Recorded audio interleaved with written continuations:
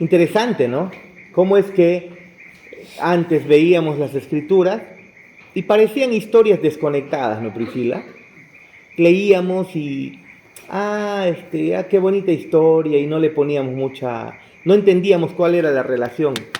Génesis, la creación, y pensábamos que lo más importante era pues justamente ver que Dios ha creado y que los animalitos y que el arca de Noé y que la torre de Babel, ¿no? Pero no hacíamos una conexión para con el Evangelio, ¿no? Estaba más centrado en lo sobrenatural. Eso, ¿no? Estaba más centrado en lo sobrenatural. O sea, cualquier cosa que veíamos, Dios es sobrenatural, ¿no? O Dios lo ha hecho para nosotros, ¿no? Porque ese era el otro extremo, ¿no? Un extremo es pensar en que Dios es uh, de manera, como lo ven, pues los del mover sobrenatural, ¿no? Todo lo ven sobrenatural. Pero la otra parte es que todo lo ven, que el hombre es lo más importante y entonces Dios está trabajando, hace todo lo posible para que el hombre pues alcance sus planes, alcance sus objetivos. Y no sé si tú veías así, Priscila, pero parecía un Dios al servicio del hombre, ¿no? ¿O cómo lo veías tú?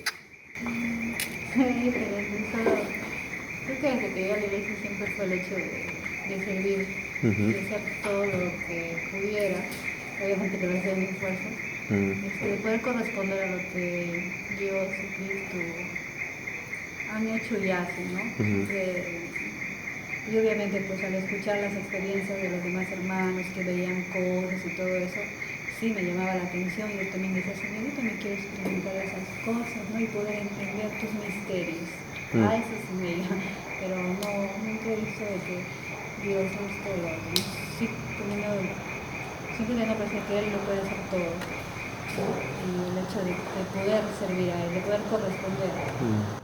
En el caso de Priscilita, pues, y ocurre, incluso en la misma iglesia católica puede haber alguien que el Señor le permite nacer de nuevo, no por la iglesia católica, sino a pesar de la iglesia católica.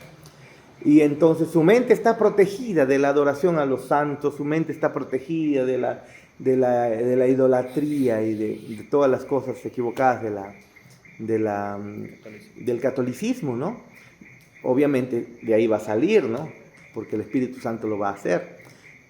Pero en lo general, yo que he podido observar, analizar, eso era algo que me incomodaba, pues. O sea, yo tener a un Dios que estaba, a quien yo podía manipular con mis oraciones, a un Dios que estaba a mi servicio. Claro que yo pensaba, sí, le sirvo, pero le sirvo para que me dé, pues, porque voy a obtener cosas de parte de él, ¿no? Y entonces cuando se leía de adolescentes, de jóvenes, el Antiguo Testamento y el Nuevo Testamento, no había una conexión. O sea, ¿para qué es? Bonitas historias moralistas. Vamos a estudiar de Gedeón. Y entonces centrado, ¿no? Y predica, tú puedes ser un Gedeón, el Señor te puede usar como a Gedeón. ¿Se acuerdan? Como David, tú tienes que ser un adorador como David. Tú vas a ser usado como David. Hacer descender la presencia de Dios mientras cantas, ¿no? ¿Sí o no? O puedes hacer como un Elías que clamaba por fuego y Dios enviaba fuego. O sea, esas historias nosotros las veíamos como ejemplos de que tú puedes hacer algo con el poder de Dios.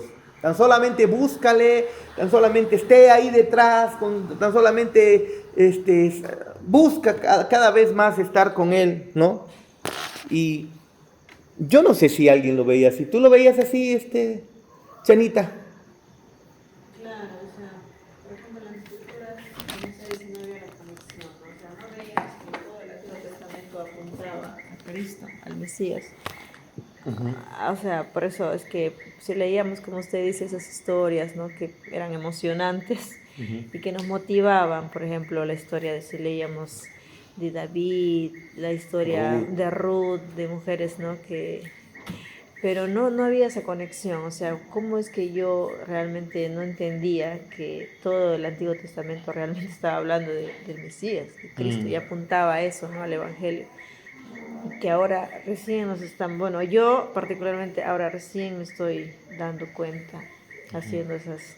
Cuando leo el Antiguo Testamento me doy cuenta que realmente habla, ¿no?, de Cristo. Y eso era, quizás antes no lo veíamos así. Tú, mi hermano Cristian, ¿cómo veías antes el Antiguo Testamento? Yo cuando estaba en quinto de secundaria no entendía.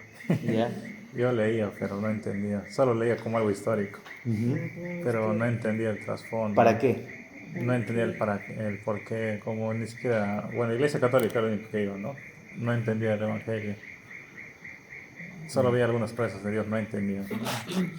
Y esa es la experiencia por lo general, ¿no? ¿Ya la cita? En mis tiempos era la escuelita dominical y Ya. eso era todo, pues. La historia de Moisés, la historia de Abraham. E incluso me llegué a preguntar, ¿para qué existe el Levítico? Claro. Y decía, ¿para qué? Nadie lo lee, nadie le hace caso, decía. Por las puras solamente hay medidas y cosas que nadie entiende. Eso, ¿no? Eso es interesante, llegar a pensar para qué está Levítico.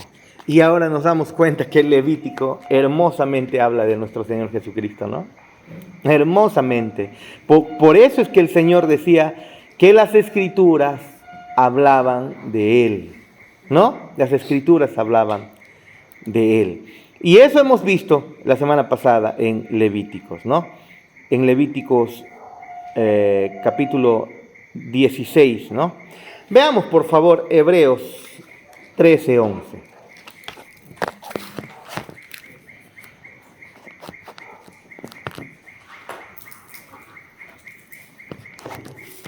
Hebreos 13:11.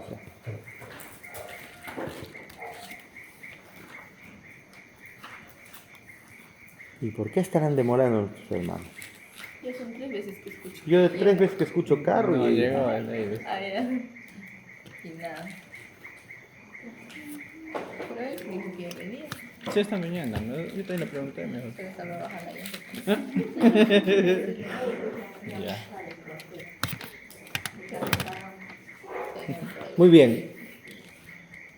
Porque los cuerpos de aquellos animales cuya sangre a causa del pecado es introducida en el santuario por el sumo sacerdote, son quemados fuera del campamento. ¿Se acuerdan? ¿Dónde es que eran quemados esos? ¿No? Por lo cual también Jesús, para santificar al pueblo mediante su propia sangre, padeció fuera de la puerta. ¿A qué se refiere fuera de la puerta? Fuera de Jerusalén. Fuera de Jerusalén. A él lo sacrificaron fuera, afuera. Y luego dice, salgamos pues a él, fuera del campamento, llevando su vituperio, porque no tenemos aquí ciudad permanente, sino que buscamos la porvenir. Así que ofrezcamos siempre a Dios por medio de él, por medio de Jesús, sacrificio de alabanza, es decir, fruto de labios que confiesan su nombre, y de hacer bien y de la ayuda mutua. No os olvidéis, porque de tales sacrificios se agrada a Dios. Hermoso, ¿no, hermanos? Hermoso. Dice, salgamos pues a él, fuera del campamento, llevando su vituperio. Hermanos, nosotros como creyentes no podemos pensar que por seguir a Cristo vamos a ser aceptados por todo el mundo. Vamos a ser rechazados, obviamente.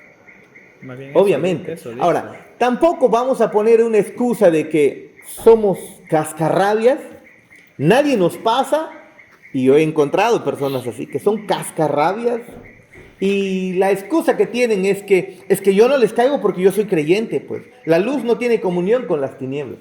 He escuchado personas que hacen eso. No tiene nada que ver con eso, absolutamente nada tiene que ver con ¿Qué eso. llegó a la escuela? Hasta cascarrada. Llegaron los cascarrabias. Trae. ¿Qué tal mi sorpresa? Alguito se queda. No, ya estoy en la riqueza. Todos los domingos pollo ahora. Hola, Elfita, hola, Elfita.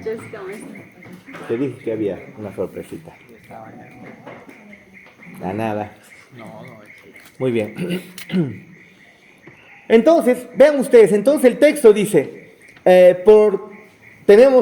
porque los cuerpos de aquellos animales cuya sangre a causa del pecado es introducida en el santuario por el sumo sacerdote, son quemados fuera del campamento. Por lo cual también Jesús, para santificar al pueblo mediante su propia sangre, padeció fuera de la puerta. Y nosotros entonces tenemos la conexión ahora entre Levítico y nuestro Señor Jesucristo. Como decía Yadá, leíamos Levítico y ella se preguntaba, ¿no? O sea, ¿para qué está puesto Levítico? Está por las puras medidas, instrucciones absurdas. Y vemos que esas instrucciones están apuntando a alguien maravilloso. ¿A quién, Kevin? A nuestro Señor Jesucristo, ¿no? ¿No? Cristian, no afecta, ¿no? Por si acaso, revísalo. Sigamos, por favor, sigamos. Vayamos al número 2 entonces, estamos en la página 55, ¿sí?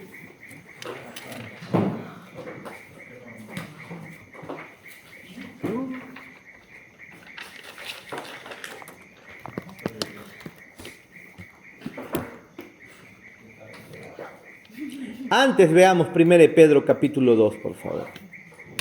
Uy, esta laptop ya no jala, ya no da ya. Es momento.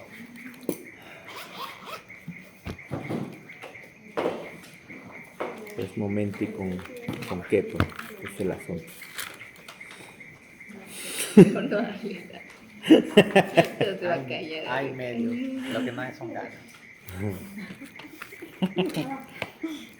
1 Pedro 2:24. Dice lo siguiente.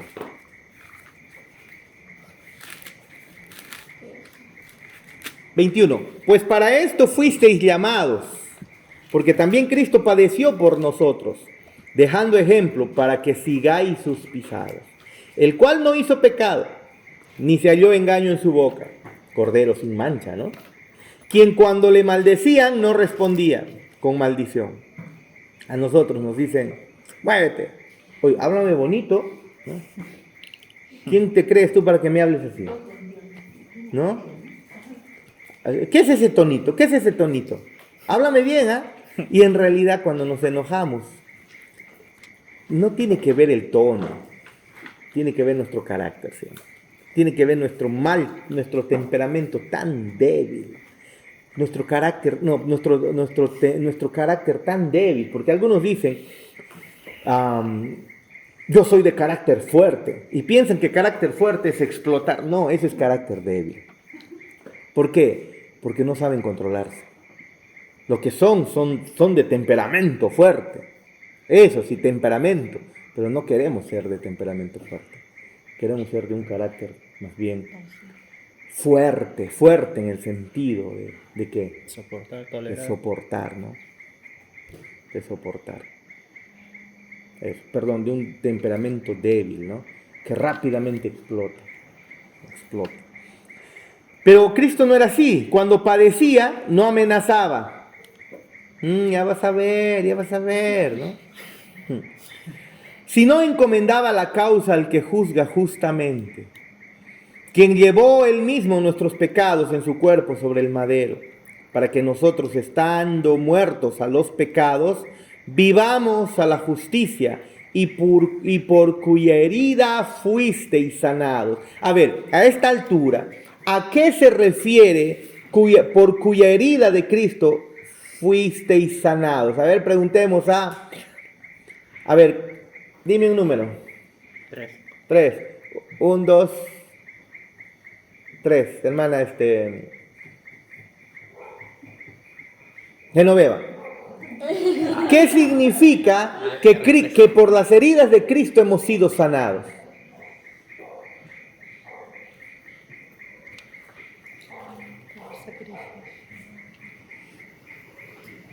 A ver, otro número, Teo. 2. Hermana Patti. ¿Qué significa por cuyas heridas en la cruz de Cristo, ¿no? Por cuyas heridas hemos sido sanados? ¿A qué se refiere?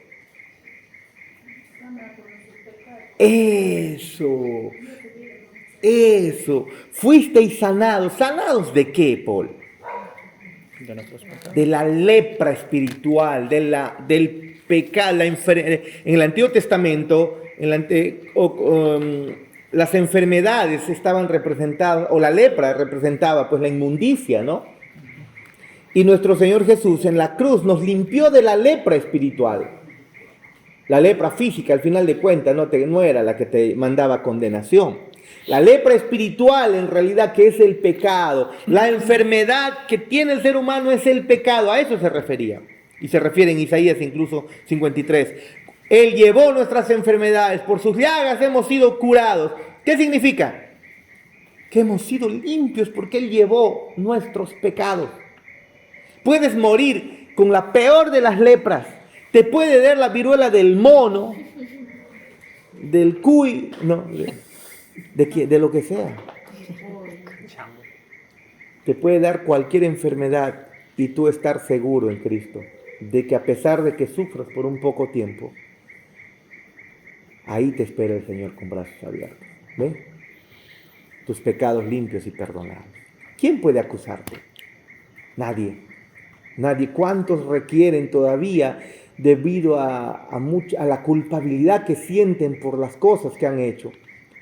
Y ni siquiera ven a veces la culpabilidad delante de Dios, sino ven la culpabilidad delante de sus padres, de alguna persona que le hicieron daño, qué sé yo, ¿no? Y entonces comienzan ellos a angustiarse y a entrar a un estado de depresión, de angustia, de pensar demasiado, tal punto que se puede llegar hasta tomar medicamentos que al final afectan muchísimo, ¿no? La salud mental. Pero hermanos, Cristo nos ha perdonado completamente todo. Qué paz y qué gozo en el corazón. Él llevó nuestras enfermedades, todos nuestros pecados llevó. Por cuya herida no dice que vamos a ser sanados. ¿Qué dice él? Sí, fuisteis sanados. A ver, porque vosotros erais como ovejas descarriadas, pero ahora habéis vuelto al pastor y obispo de vuestras almas. Hemos vuelto a Él. ¡Qué maravilloso! Amén. Muy bien, número 2. Los sacrificios en el Antiguo Testamento eran solo sombras o tipos que encontraron su cumplimiento en Cristo y apuntaban a Cristo. Eso era. O sea, su cumplimiento quedó en Cristo. No necesitamos ya hacer más sacrificios. Y apuntaban esos sacrificios. ¿A quién? A Cristo. A Cristo. Vean ustedes, recuerden que cuando Cristo fue sacrificado, ya el pueblo de Israel no tenía por qué hacer más sacrificios, pero todavía continuaron haciendo los judíos que no creían en Cristo. Aunque muchos se estaban convirtiendo, ¿no?, a Cristo, muchos judíos, se ve la evidencia de eso desde el Pentecostés, se ve la multiplicación, 3.000, 5.000 personas convertidas, y luego se extiende hacia los gentiles. Los judíos se están convirtiendo, pero todavía el sistema sacerdotal, el sistema religioso de los judíos, todavía estaba haciendo sacrificios, cuando ya no se tenía que hacer. Pero nuestro Dios, maravilloso Dios, a través de una calamidad terrible, el emperador, o el hijo del emperador, ¿no?, el general Tito, que luego se convierte en emperador, destruye Jerusalén con toda la ciudad en el año 70, ¿te acuerdas? Destruye la ciudad, destruye el templo, y se requiere un templo para hacer sacrificios. No tienen templo hasta hoy. ¿Por qué? Porque nuestro Señor Jesucristo, una vez muerto en la cruz, cumplió aquello que el Antiguo Testamento anunciaba a través de sacrificios. Si ya cumplió, ¿para qué? ¿Amén? Muy bien. Él es quien llevó nuestros pecados y quien ofreció su vida por nuestros pecados. ¿Qué nos enseñan las siguientes escrituras acerca de esta verdad? Isaías 53:6.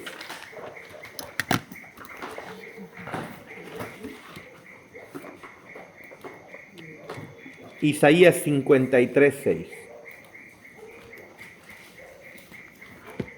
Por el medio casi está. Después de Salmos, Proverbios, Eclesiastés, Cantar de los Cantares, Isaías, Jeremías, por ahí. 53. No escribe el 3. Esta lápiz ya está pidiendo. La EPO. Esta laptop tiene 12 años, 13 años. Tiene esta laptop. La lápida. Miren cómo está. Pero ahí está. Su batería está hinchada hacia adentro. No voy a olvidar que Ya. el laptop se cayó a la pista. Y se cayó a la pista. Estábamos viniendo en moto cuando tenía moto y Joshua no cierra bien la mochila. Estamos viniendo rápido para ir a la iglesia para no llegar tarde, ¿no? Y la laptop, esta se cae, se abre y se cae. ¡Pra, pra, pra, pra! Yo dije, ya fue la laptop. Y aquí está. No una vez, en las transmisiones del tiempo de pandemia, intentando acomodar con Abel toda la laptop, de esta altura, está en el piso. ¡Pra! Ahí se arregló. Se sacó la mugre. Ahí se arreglan. Tiene pues 13 años aproximadamente la pobre laptop. Muy bien. Sigamos. 53, 6. Dice, todos nosotros nos descarriamos como ovejas. Cada cual se apartó por su camino. Mas Jehová, a pesar de que nos hemos descarriado, cargó en Cristo el pecado de todos nosotros. ¿Se dan cuenta? Cargó en Cristo, cargó nuestros pecados. Todos y absolutamente todos nuestros pecados. Una vez más, por si acaso, no está de más preguntar, ¿qué significa todos nuestros pecados, hermana Hilda?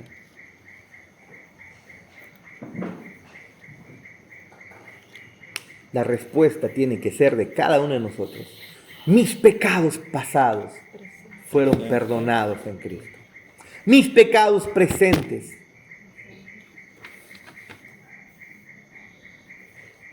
Perdón. Me lo editas, por favor. He puesto cara de no sé qué.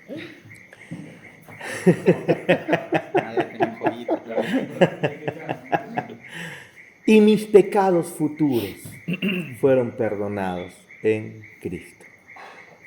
¿Ve? Los que todavía no he cometido. Hermoso, hermano. Perdón, si es que eso ha ocurrido, ¿qué te puede separar del amor de Cristo? Romanos 8 responde, ni peligro, ni hambre, ni desnudez, ni peligro de espada, ni lo alto, ni lo porvenir, ni lo profundo, ni ninguna otra cosa creada, ni principados, ni potestades, nada puede separarte del gran amor de Dios que es en Cristo Jesús, nuestro Señor. Amén. Amén. Y por su llaga fuimos nosotros, dice, curados.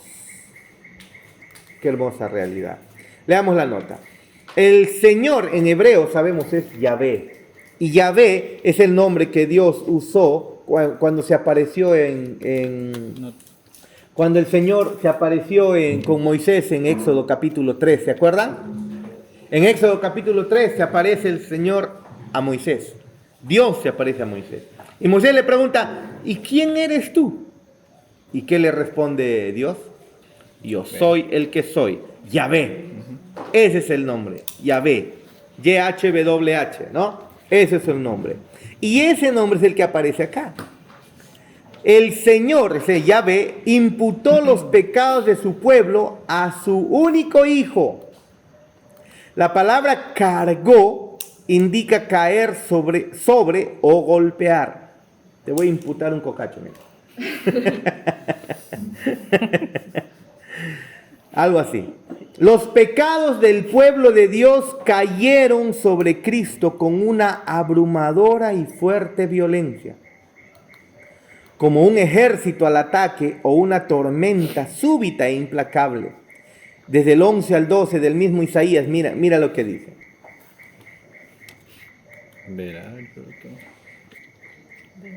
Desde el 10, con todo esto Jehová quiso quebrantarlo, sujetándole a padecimiento. Cuando haya puesto su vida en expiación por el pecado, verá linaje, vivirá por largos días, y la voluntad de Jehová será en su mano prosperada. Verá el fruto de la aflicción de su alma, y quedará satisfecho.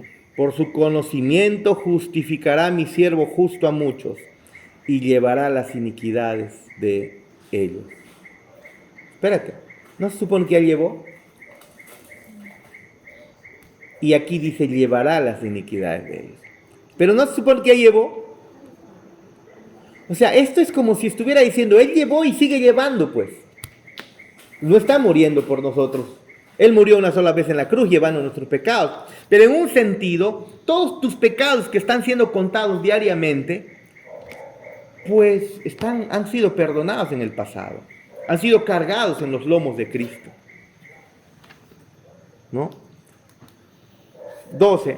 Por tanto, yo le daré parte con los grandes y con los fuertes repartirá despojos, por cuanto derramó su vida hasta la muerte y fue contado con los pecadores, habiendo él llevado el pecado de muchos y orado por los transgresores.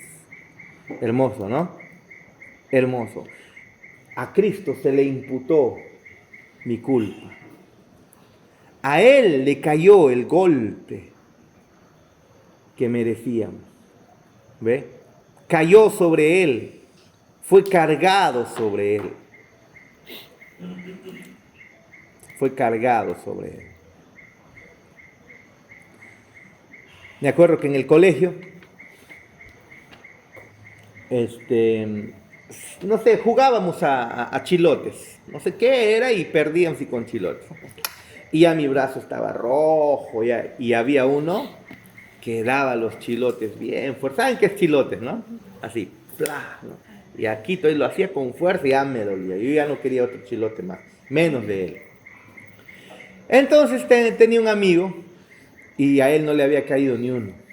Y yo, no, a él dale. No, a mí, ¿por qué me va a dar? Pues ya, mira, te pago un chupete. Le digo. Ese tiempo, en mis tiempos, el chupete de maní lo comían solo los que tienen plata. Chupete normal era de 10 céntimos costaba el chupete normal, en mis tiempos. El palito. 10 céntimos costaba el chupete normal. De aguaje o lo que sea, un chupete, 10 céntimos. Y la mayoría se compraba chupete de eso. Pero el doble costaba el chupete de maní. De maní, de palito también. El chupete de maní costaba el doble, a 20 céntimos. Entonces le digo, mira, te doy un chupete de 20 céntimos. De 10 que le ofrecí primero. No quiso. De 20, ya, de 20. De verdad. Entonces, él pagó por mí. Él puso su mano y después, ¡plá! Creo que 3 le llegó. Uy, que se sobó. Nunca más, ¿no? Pero al final le tuve que dar su chupete de 20 céntimos. Ese tiempo era plata 20 céntimos, ¿no? Era el chupete más caro para ese tiempo, para lo que llevábamos en el colegio, ¿no? Y yo tenía que haber recibido eso por un castigo, ¿no? Y al final el otro lo pagó. El otro lo recibió, el otro lo sufrió. Eso no es nada, claro, comparado a lo que Cristo hizo, pero si te das cuenta, Cristo tomó nuestro lugar y recibió el castigo que tú y yo merecíamos. Dios descargó sobre Cristo, hizo caer de manera abrumadora, con fuerza y con violencia, hizo caer su justicia, su ira sobre Jesucristo. Miren, hay un video justamente que habla acerca, que muestra en imágenes y en cántico eso que Cristo recibió en la cruz. Búscalo, lo envías y ya después lo ven, ¿sí? Los muertos cobran vida. Según Corintios 5:21. Según Corintios 5:21.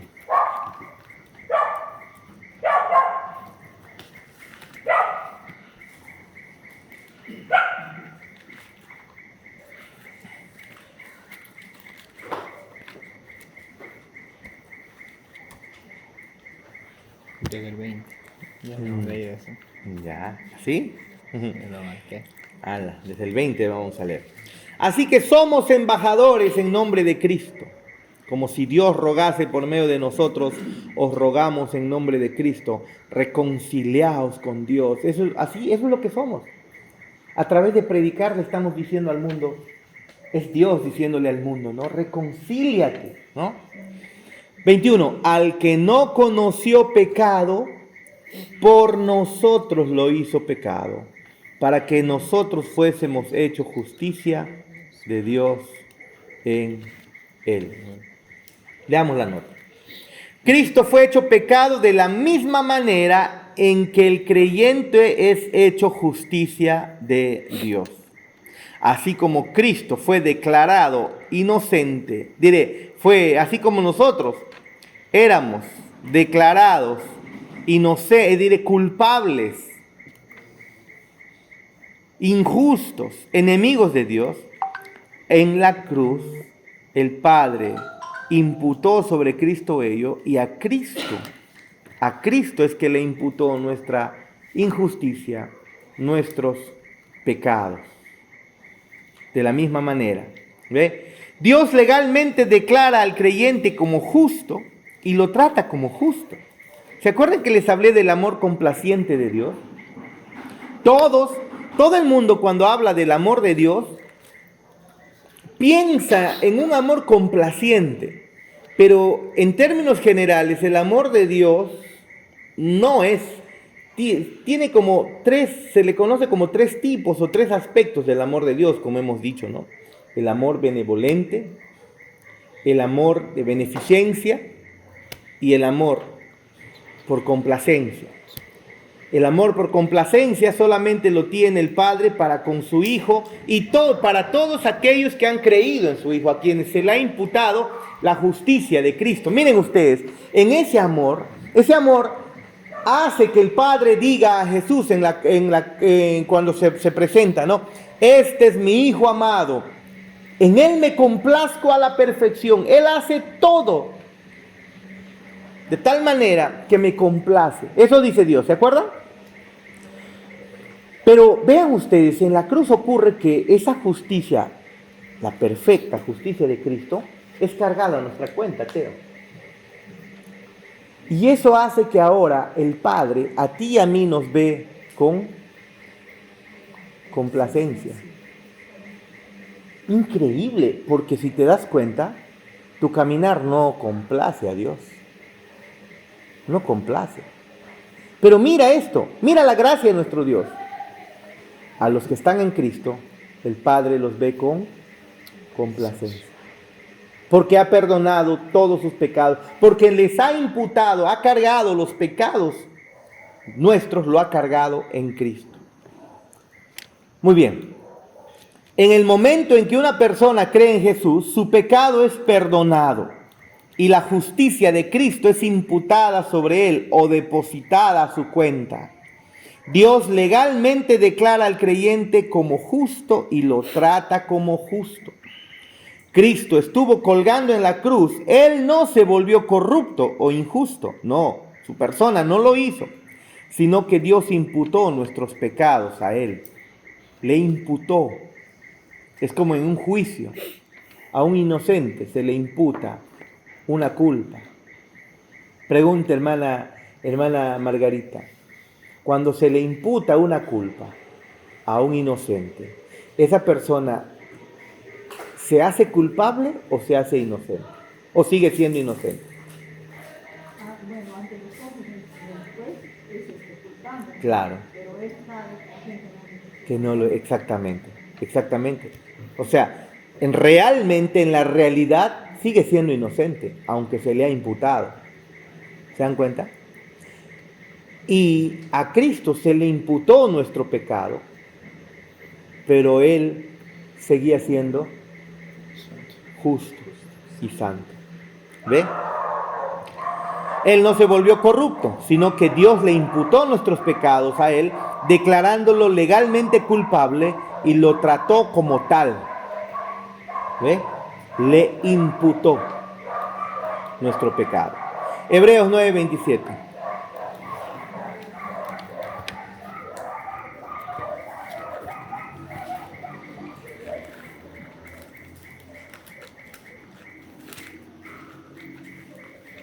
Dice Hebreos 9:27.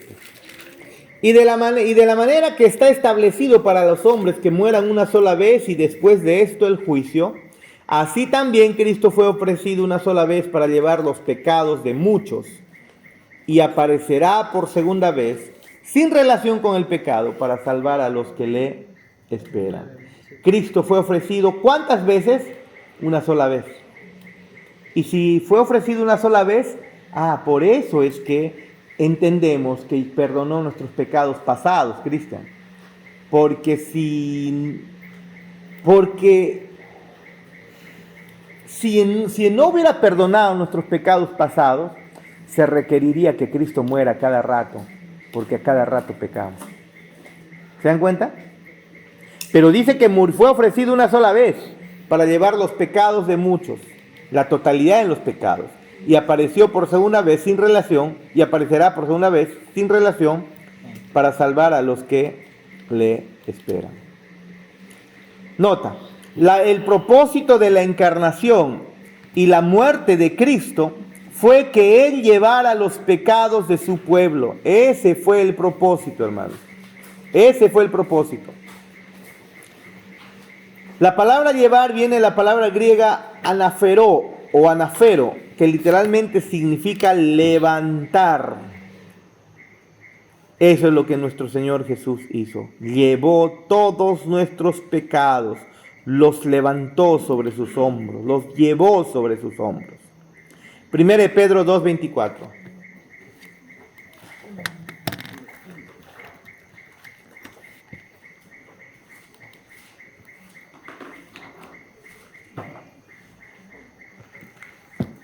Primero Pedro 2:24 dice: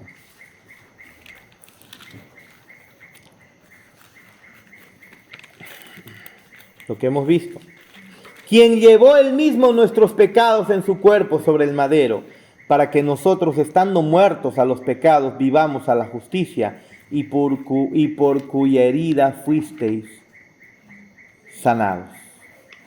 Hemos sido sanados, hemos sido limpiados totalmente. No somos, hermanos, delante de Dios, no somos inmundos. Es por eso que en el pasado, incluso a los creyentes, se le comenzó a llamar santos. ¿Santos?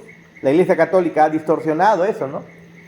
Beatifica o canoniza a algunos hombres, ¿no? Ilustres, dice, del catolicismo, los beatifica y los llega a llamar santos.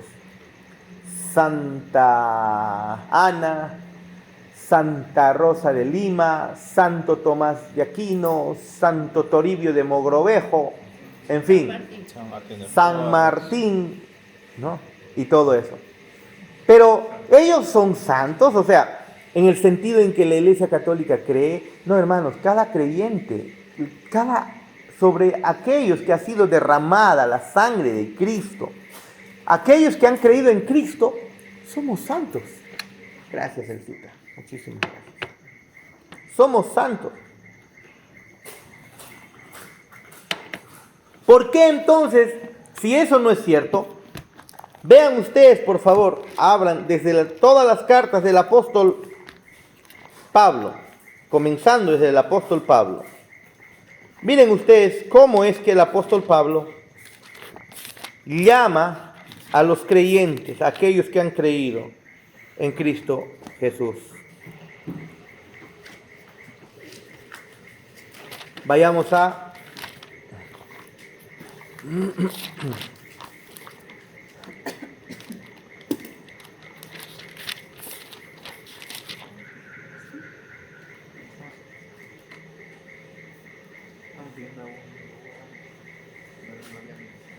en Corintios, la primera carta, dice Pablo llamado a ser apóstol de Jesucristo por voluntad de Dios, y al hermano Sóstenes, a la iglesia de Dios que está en Corinto, a los santificados en Cristo. Otra manera de llamar a los santos. Espérate, han sido santificados, pero recuerda, hermana Margarita, la iglesia de Corinto era una iglesia que tal vez no quisiéramos ver como ejemplo, ¿no? ¿Sí o no? ¿Se acuerdan? Constantemente están para tomar el ejemplo. Para hacer el ejemplo, siempre recordamos que la iglesia de Corinto era una iglesia muy problemática. Muy problemática. Con problemas, con pecados de inmoralidad sexual, por ejemplo. Con pleitos los unos a los otros. Con envidias. Con enojo. En la iglesia, Paul. Hermanos, no debemos nosotros, en la iglesia en algún momento alguien se va a enemistar con alguien, producto de que no está viendo el evangelio como debe ser. Está olvidando, está perdiendo la visión de la cruz de Cristo, del sacrificio de Cristo.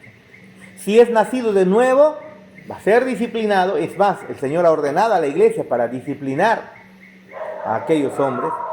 Por eso a Paul, cualquier rato le damos sus 4 palazos. No, disciplina en otro sentido, ¿no? Pero está preocupado ya Paul. Pero vean ustedes, a pesar de eso, el apóstol Pablo llama a esta iglesia santos, ¿no? Santos. Si seguimos avanzando, vean por favor, sigue avanzando las cartas del apóstol Pablo y llegas a 2 Corintios, su segunda carta, aunque en realidad se piensa que hubo una tercera, esta es la tercera carta en realidad, ¿no? Se piensa que hubo una primera que desapareció y luego apareció la primera que tenemos acá, que en realidad debería ser la segunda, y esta es la tercera, algo así, dicen los historiadores. Pero desapareció soberanamente, ¿no? Y quedó la que tenía que quedar. Dicen, pero Pablo dice, Pablo, apóstol de Jesucristo, por la voluntad de Dios, y el hermano Timoteo, y ya no está con Sóstenes, ¿no? La segunda carta está con Timoteo. A la iglesia de Dios que está en Corinto, con todos los santos que están en toda Acaya. Gracia y paz a vosotros de Dios, nuestro Padre, el Señor Jesucristo. Y luego, bendito sea el Dios y Padre de nuestro Señor Jesucristo, Padre de misericordias, Dios de toda consolación. Y si usted sigue leyendo, va a encontrar que se está refiriendo a esta iglesia una vez más como los santos. Porque si es tu Padre, entonces eres santo. Si no es tu Padre, entonces todavía eres hijo de ira. Gálatas, veamos, por favor.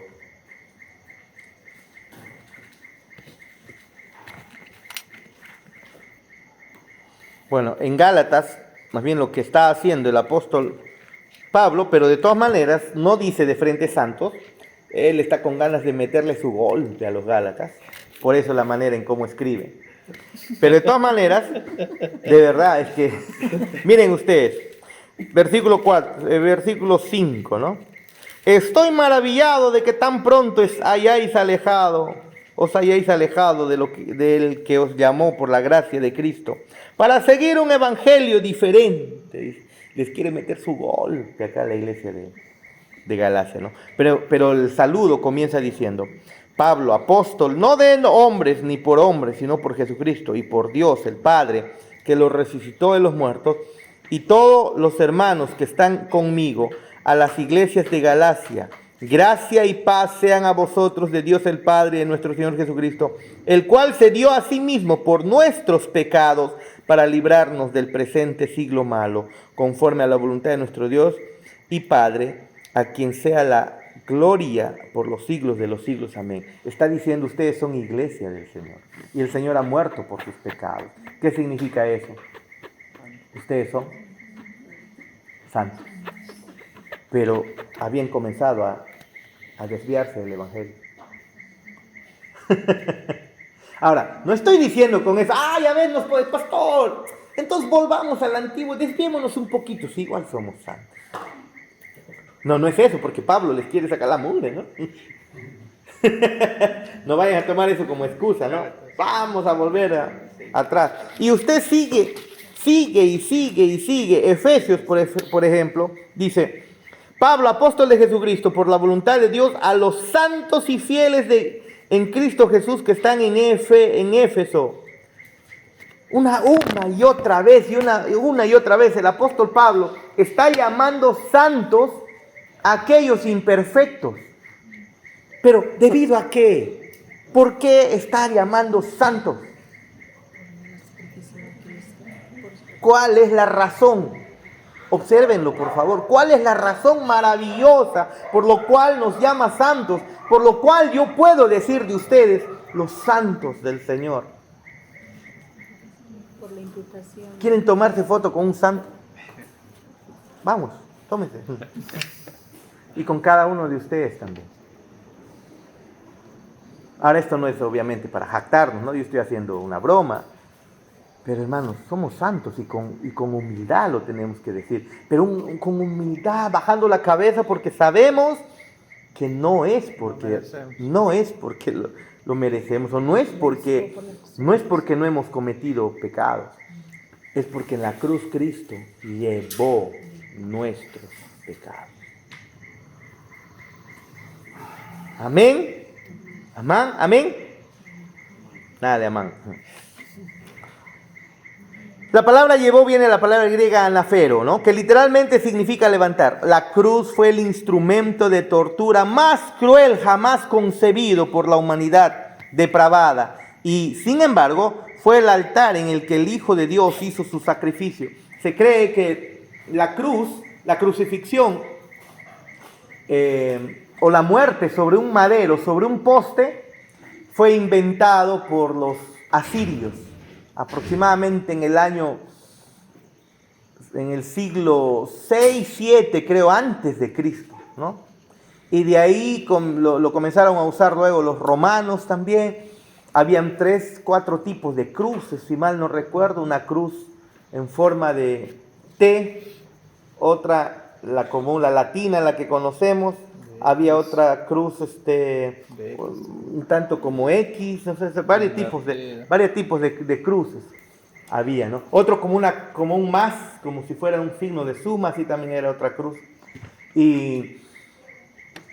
Pero algunos eran amarrados, otros clavados, ¿no? Y todo eso. Pero a Jesús dicen que lo clavaron en la cruz.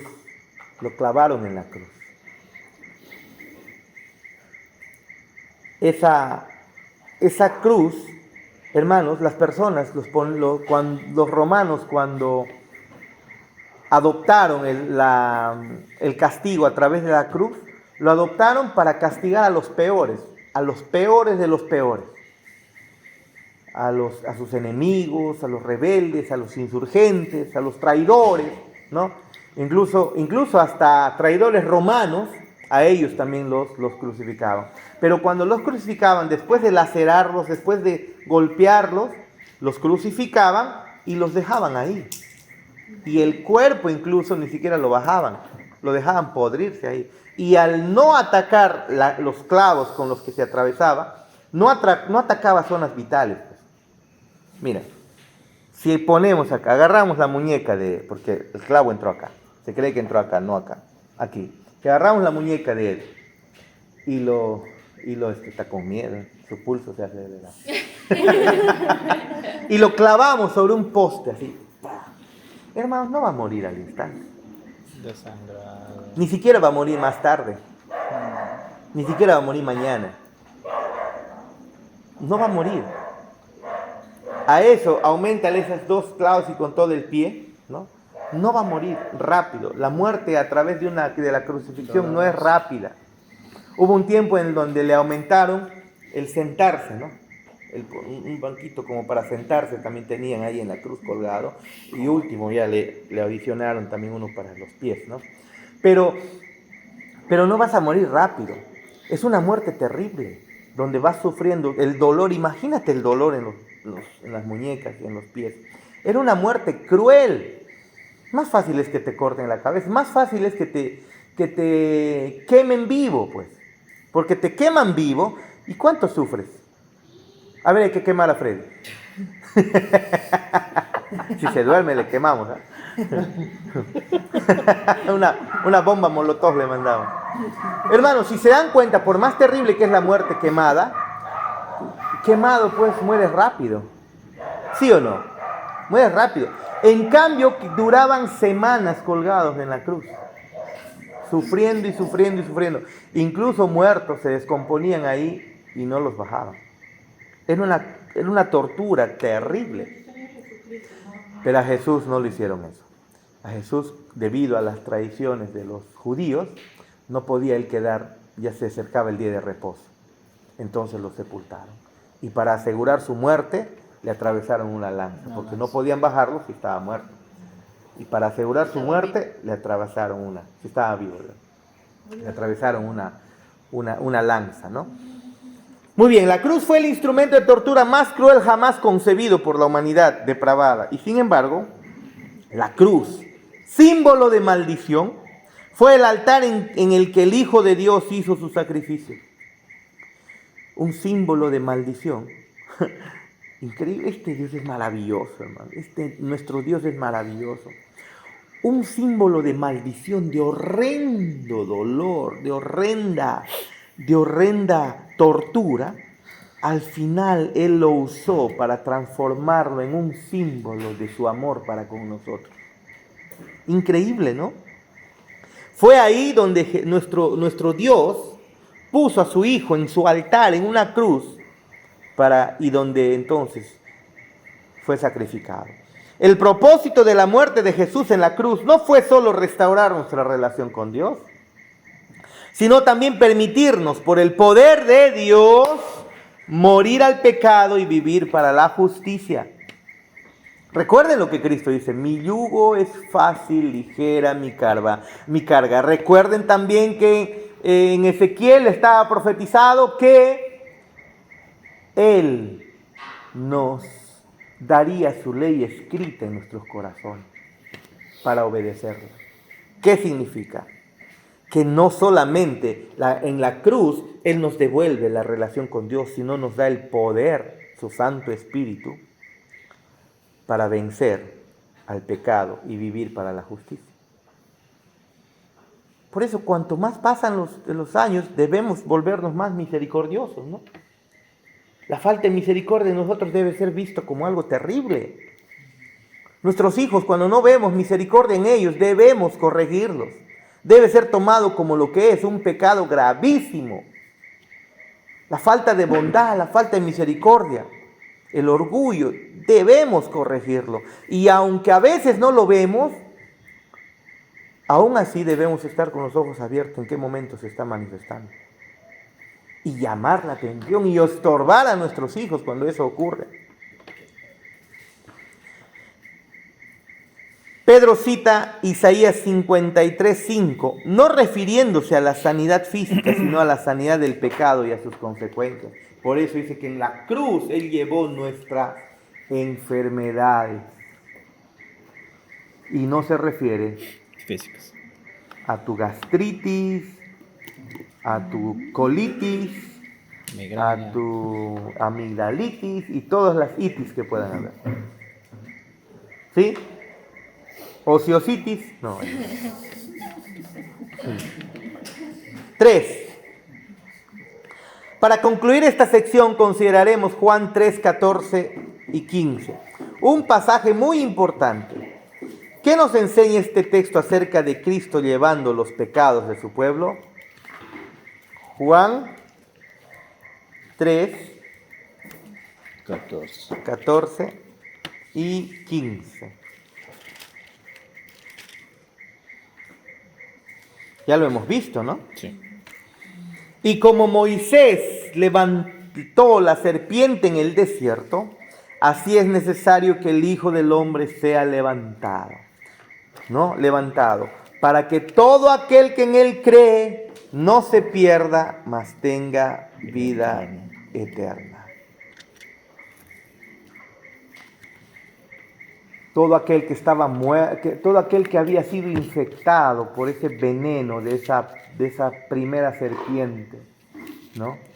Esa serpiente que engañó a Adán y Eva, a Adán, y que debido a ello se introdujo al mundo, es su veneno sobre cada descendiente de Adán, vino, por así decirlo, otra serpiente.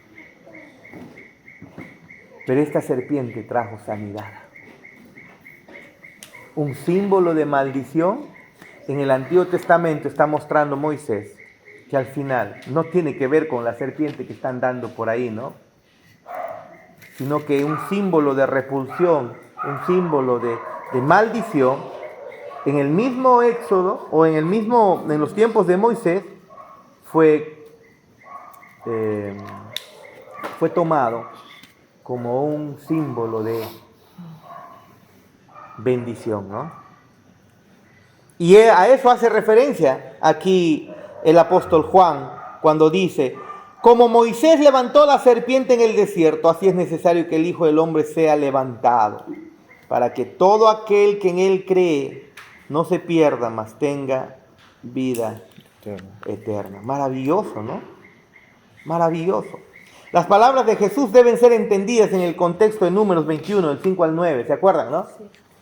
Debido a la rebelión casi constante de Israel contra el Señor y al rechazo de su clemente provisión, Dios envió serpientes ardientes, serpientes que picaron al pueblo. Entre el pueblo y muchos murieron, ¿no? Sin embargo, como resultado del arrepentimiento del pueblo y de la intercesión de Moisés, Dios una vez más proveyó para su salvación. Es que Moisés intercedió por el pueblo.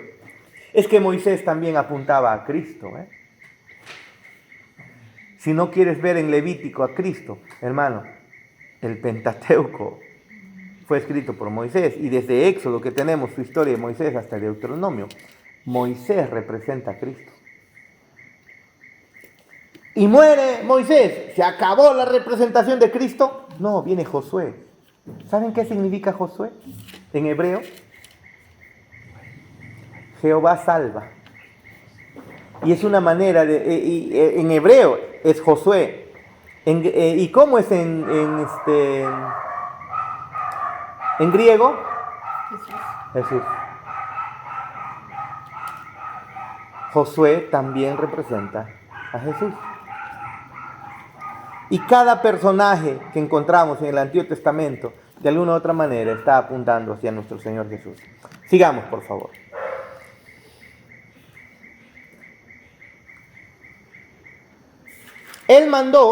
Nuestro Dios mandó a Moisés a hacer una serpiente ardiente y ponerla sobre un asta, ¿no?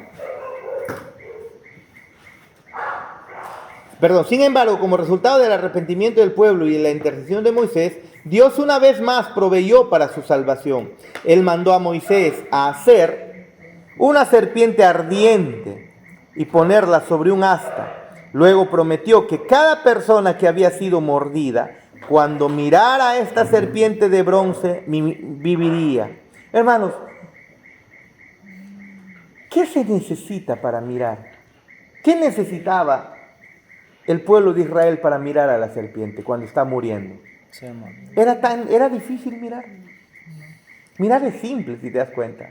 No requiere fuerza. No les decían, vayan y toquen a la serpiente, porque si estabas a 1 metro y estás agonizando, no te queda nada de energía, de repente ni puedes llegar. Solo tenías que hacer esto. Donde estabas muriendo, mirar, suficiente. Increíble, ¿no? Solo mirar. No requiere fuerza. No requiere energía casi para hacer eso. La narrativa provee una imagen poderosa de la cruz. Los israelitas estaban muriendo por el veneno de las serpientes ardientes. Los hombres mueren por el veneno de su propio pecado. A Moisés se le ordenó colocar la causa de muerte alto en una asta. Dios colocó la causa de nuestra muerte sobre su propio Hijo mientras Él colgaba en una cruz. Él vino en semejanza de carne de pecado, ¿se acuerdan? Por eso vino en semejanza de carne de pecado. Recuerden, ¿qué mandó Moisés a construir? La causa de su muerte. La causa de la muerte. ¿Qué le estaba causando la muerte? Una serpiente. La causa de la muerte del pueblo. Y en la cruz, Dios puso la causa de la muerte de su pueblo. Pecado. A Cristo cargó nuestros pecados. Increíble, ¿no? Sigamos, por favor. Él vino en semejanza de carne de pecado, como dice Romanos 8:3, y por nosotros lo hizo pecado, según Corintios 5:21. El israelita que creyera en Dios y mirara a la serpiente viviría. El hombre que crea en el testimonio de Dios acerca de su Hijo y lo mire a través de la fe será salvo, hermanos. 1 Juan 5:10.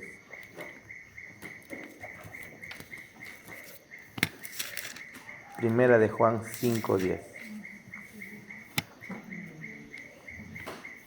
Dice, el que cree en el Hijo de Dios tiene el testimonio en sí mismo. El que no cree a Dios le ha hecho mentiroso porque no ha creído en el testimonio que Dios ha dado acerca de su Hijo. Y este es el testimonio. ¿Cuál es el testimonio, hermanos? Que Dios nos ha dado vida eterna y esta vida está en su Hijo. El que tiene al Hijo, una manera de decir el que recibe o el que cree, ¿no? Hay varias maneras, ¿no? El que tiene al Hijo tiene la vida. El que no tiene al Hijo de Dios no tiene la vida. La pregunta final, ¿has creído en el Hijo? ¿Tienes al Hijo? ¿Has recibido al Hijo? ¿Qué significa eso? Hermanos, ¿qué significa? Significa que has creído todo lo que se dice de Él. ¿Y qué se dice de Él? Es el mismísimo Dios, el Hijo de Dios, mismísimo Dios, creador del universo entero, quien ha venido y se ha encarnado sobrenaturalmente a través de una virgen. Ha vivido una vida santa y perfecta como no lo hizo Adán. Y en representación nuestra fue colgado en una cruz por nuestros pecados, para que tú y yo volvamos a tener comunión con Dios, para que la justicia de Dios sea vindicada, para que tus pecados sean llevados, de tal manera que ahora tienes comunión con Dios para siempre, por ese sacrificio en la cruz. Y aunque te pase lo que pase, estás completamente seguro en sus manos. De tal manera, volvamos a Romanos, por favor, 8. Para leerlo completo. De tal manera, hermanos, Amor a Dios. que dice, versículo 28.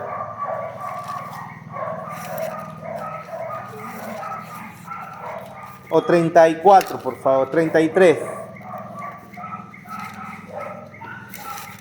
Bueno, en realidad tendremos que leer todos Romanos, hermanos. Desde el 28, ¿sí? Y sabemos que a los que aman a Dios, ¿quiénes son los que aman a Dios? Yo amo a Dios, dice la gente en la calle. No, ¿qué significa los que aman a Dios? Los que han recibido a Cristo, los que creen en Cristo, los que se han entregado a Él, los que miraron a Él por la fe, los que han nacido de nuevo, muchas maneras de decirlo. Los que aman a Dios, todas las cosas les ayudan a bien. Esto es, a los que conforme a su propósito son llamados. Porque a los que antes conoció, claro que Dios nos conoció desde la eternidad pasada, antes de habernos creado, también los predestinó para que fuesen hechos conforme a la imagen de su Hijo. Ese es el propósito. El Señor nos está formando a la imagen de su Hijo, para que Él sea el primogénito entre muchos hermanos.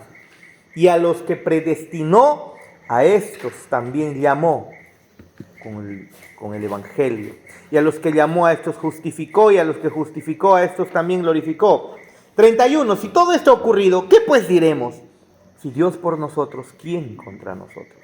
El que no escatimó, está hablando de Dios, el que no escatimó ni a su propio Hijo, sino que lo entregó por todos nosotros. Escucha, ¿cómo no nos dará también con Él todas las cosas? Wow. ¿Quién acusará a los escogidos de Dios? Dios es el que justifica. ¿Quién es el que condenará? Cristo es el que murió, más aún el que también resucitó, el que además está a la diestra de Dios. O sea, no solamente murió, no quedó en la tumba, resucitó. ¿Y solo resucitó? No, está a la diestra de Dios como Dios mismo. El que también intercede por nosotros, es nuestro intercesor diario. ¿Quién entonces, pregunta Pablo, nos va a separar del amor de Cristo? ¿Tribulación? No. ¿Angustia? Tampoco. ¿Persecución? ¿Hambre o desnudez o peligro de espada? No, nada de eso. 31. Antes, en todas estas cosas, somos más que vencedores por medio de aquel que nos amó. Por lo cual estoy seguro que ni la muerte, ¿qué es a lo más terrible que teme el hombre? La muerte.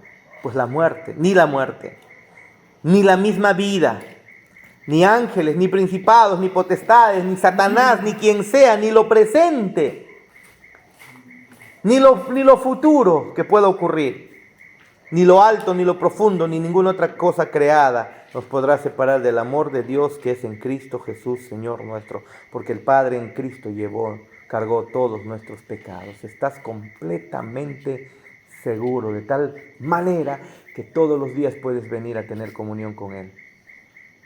Solo pide perdón. Solo ven con un corazón quebrantado. Solo ven con un corazón contrito, reconociendo tu inmundicia, pero sabiendo que esa inmundicia incluso ya fue perdonada en Cristo. Amén. Amén. Hermanos, esta es la razón por la cual muchos en la historia han entregado sus vidas sin miedo, sin temor. Ves a Esteban muriendo apedreado, gozoso, feliz. Ves en la historia cuántos hombres muriendo, teniendo por gozo la aflicción que estaban enfrentando debido a su fe en Cristo. Y lo hacían con gozo, hermano. Y a veces nosotros una gripe y ya nos estamos queriendo morir, ¿no? Una lluviecita y a la iglesia ya no queremos ir, ¿no? No hay nada que nos separará del amor de Cristo. Qué maravilloso, hermanos. Has sido perdonado. Eso es algo que no debes olvidar jamás. ¿Amén? ¿Preguntas? ¿Preguntas? ¿O algún comentario de alguno de ustedes? Cristian. Pastor, yo, un pequeño comentario. Usted menciona que ya hemos sido, nuestros pecados han sido salvados, ¿no? Perdonados. Y usted menciona que si Cristo no se ha perdonado, o sea, ¿quién podría contra nosotros?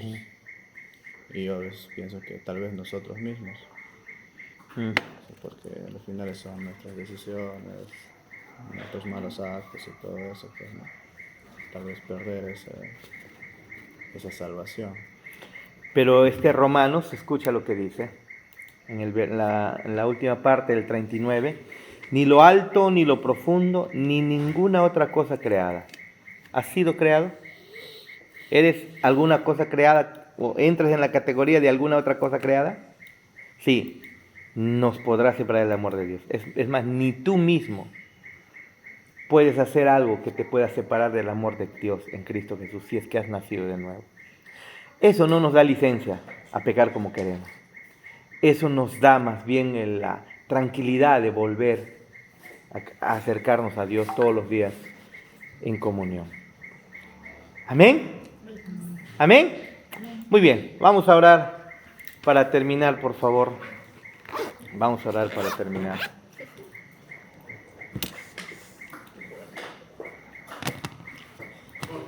Sí.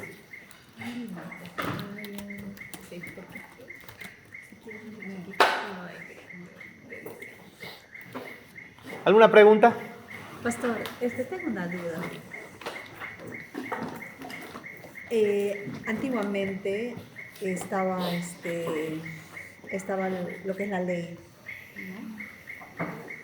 Y en ese entonces todos, en este caso el sacrificio estaba ahí, ¿no? Para limpiar de los pecados, para purificarse. Momentáneamente, ¿no?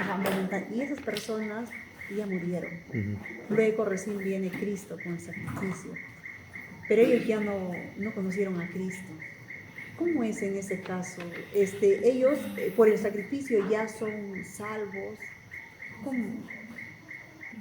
es? Mira, la salvación es solo a través de Cristo. ¿Te acuerdas las 5 solas que en la época de la Reforma Protestante se levantaron, se acuñaron estas frases, ¿no? Sola Escritura, sola fide, sola gracia, solo Cristo, soli Deo gloria. Es decir, que la salvación es solamente a través de Cristo. Si es solamente a través de Cristo, significa que no es a través de otro más. Esto en matemática es, ¿no? ¿Cómo lo definirías esto en matemáticas? No, hay una manera en matemática, ¿no? El año pasado creo que lo hice. Pero solo Cristo, excluyes a todos los demás. Solo Cristo, entonces. Ahora, ese solo Cristo aplícalo desde Génesis hasta Apocalipsis. Entonces, todos han sido salvos a través de Cristo. Pero la pregunta, ¿cómo si Él nació en el Nuevo Testamento? Perdón, pero Él ha existido siempre, en el Nuevo Testamento, ¿no? En Mateo, ¿no? Pero Él existió siempre. Pero se había ordenado que estos sacrificios, desde Génesis incluso, cada sacrificio apuntaba a Cristo, recuerdo. Y entonces los piadosos, los creyentes, los israelitas, cuando traían su sacrificio, ellos creían que el Señor los purificaría en el futuro de una manera definitiva, a través del Mesías. Ellos creían en el Mesías, que vendría en el futuro. No sabían exactamente cómo sucedería. Ellos no sabían que se iba a llamar que su madre se iba a llamar María. Ellos no sabían que se iba a llamar exactamente Jesús, ¿no? Ellos no sabían que a los 33 años aproximadamente iba a morir, que iba a ser crucificado de esa manera, o sea, ellos no lo sabían, aunque la revelación muestra que ya anunciaba que esas cosas iban a ocurrir. Una virgen dice, ¿no? Pero no dice el nombre. Ellos no lo sabían, pero creían en eso que se había revelado de manera tan pequeña. Ellos lo creían. Cada sacrificio representaba un sustituto que vendría en el futuro por ellos. Y aquel que lo creía era salvo. Aquel que lo hacía por hacer, seguramente que no. Pues. Aquel que ni le importaba y solamente lo hacía, tonterías, ¿no? Como en estos tiempos los israelitas son, los israelitas de la nación de Israel, no estoy hablando de Ezequiel Ataucusi, los israelitas de la nación de Israel, ellos pues no consideran a Cristo, ¿no? como Salvador. Y tampoco consideran la fe como algo importante. Tú ves que esa nación pues acepta el homosexualismo.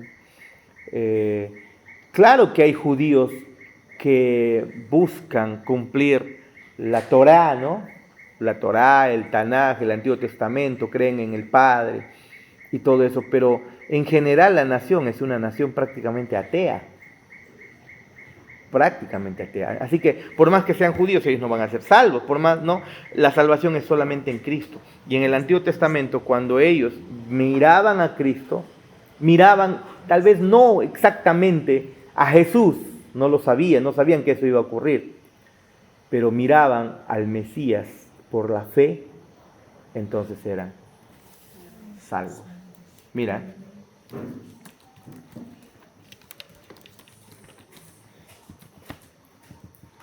Vayamos a Job. Job 19. Recuerda que Job es de la época ¿de quién? De Abraham. Y Job dice lo siguiente: sé que mi Redentor vive. Pero ¿quién es Redentor? ¿Qué significa Redentor? Aquel que ha hecho un pago por ti, pues, ¿no? Aquel que te ha redimido. Job 19:25. Por el medio está por acá. Justo abre por la mitad. Debes estar en Salmos. Y, no, un poquito más acá entonces. Acá, ahí está. De Salmos al ladito. Antes. Ahí. Job 19:25. ¿Qué dice? Yo sé que mi Redentor vive. Espérate. Incluso antes de la ley de Moisés, ya había alguien que decía, sé que mi Redentor vive. Y al fin se levantará sobre el polvo. Y después de deshecha esta mi piel, en mi carne he de ver a Dios por este Redentor. ¿Se dan cuenta? Al cual veré por mí mismo, y mis ojos lo verán, y no otro. Aunque mi corazón desfallece dentro de mí, yo voy a ver a mi Redentor. ¿En quién estaban creyendo, Elsie? No sabían exactamente. Solamente confiaron que en la promesa, ¿no? Que Dios enviaría a alguien que pisaría la cabeza de la serpiente. Dios enviaría a alguien. La revelación total no la tenían. Era una revelación todavía un tanto oscura, opaca. Es como que en el Antiguo Testamento tienen un lentes. ¿Quién tiene lentes por acá? Préstame tus lentes.